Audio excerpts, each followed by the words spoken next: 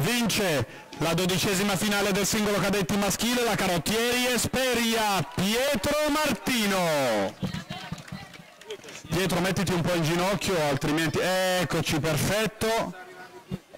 Ed è con questa premiazione che si va a completare anche il cerimoniale, un atleta molto promettente, quello della Canottieri Esperia, leve giuste per essere un canottiere da protagonista, ovviamente vedremo con il proseguo, sta già arrivando anche la sfida del doppio, ma noi ci facciamo raccontare da Pietro com'è andata questa sua avventura.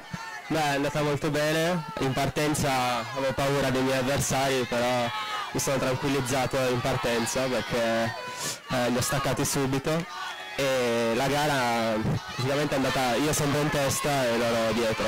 Sei stato un grande proprio, hai fatto gioire tutta l'Esperia. A chi vogliamo dedicare questa bella vittoria? Beh, volevo dedicarla alle mie due allenatrici, Olivia Pacciani e Valentina Saitta, e poi alla nostra accompagnatrice Antonella, che è molto importante per tutta la squadra. Antonella, il guru, eccola qui, ci dà appuntamento alla d'inverno sul Po, non dimentichiamoci, Forza Esperia.